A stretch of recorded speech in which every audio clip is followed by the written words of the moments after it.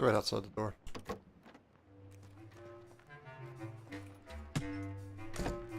Oh, that's nice.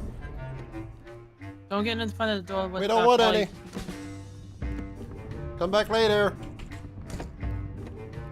Oh. Oh, he's getting mad with the door.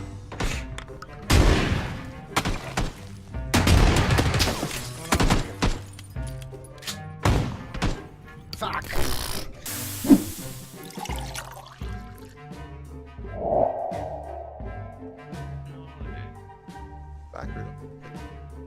Hey guys, Holly here. Today I'm going to bring you the first of a tip series that I'm going to start for PlayerUnknown's Battlegrounds. This first installment we're going to discuss bandaging, specifically the difference between incremental bandaging and spam bandaging. I've seen a couple videos about incremental bandaging and I wanted to put it to the test and see if it's any different or if there's any benefits to using one over the other. Without further ado, let's get into it and discuss incremental bandaging. Here, the lovely Mr. Polly P is going to put me down so I can start with minimal health to begin the bandaging cycles.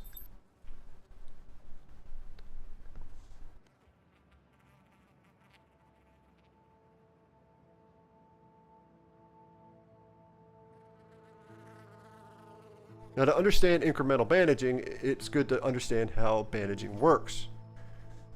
Each bandaging cycle is when I activate the bandage, you'll see the timer in the center of the screen spin around for 4 seconds. At the end of the 4 seconds, you'll see the potential healing factor on my health bar will get a white segment to the right of where my health actually is. My health is the red, the potential healing factor is white. You'll then see that the red will overtake the potential healing factor in 5 increments. These are 5 increments of 2% each of health for a total of 10% health gain per bandage. Now, by using the incremental bandaging system, if you wait till the 3rd increment and then go through another bandaging cycle, by the time the bandaging cycle is done, your potential healing factor will have come to 10%. Bandaging in PlayerUnknown Battlegrounds is not stackable like H1Z1 King of the Kill.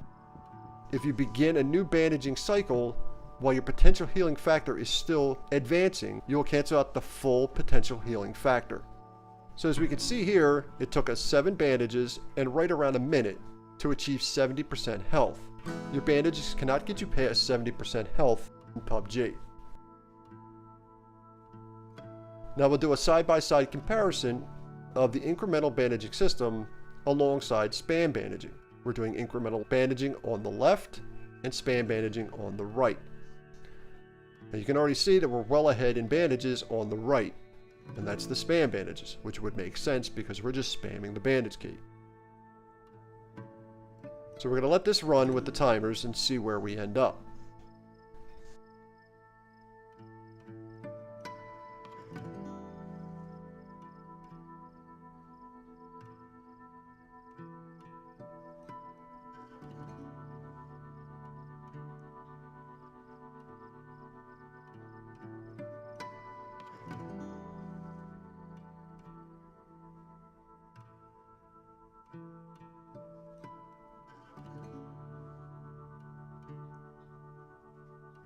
Now we can see it took us about 55 seconds and 13 bandages to spam to 70%, where it took us 7 bandages in about a minute to use the incremental bandaging system to get to 70%.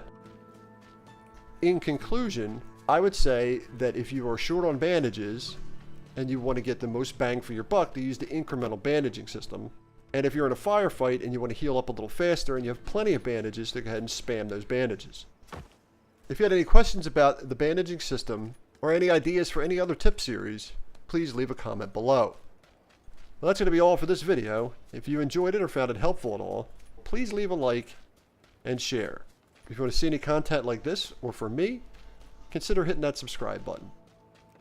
And as always, be good to one another.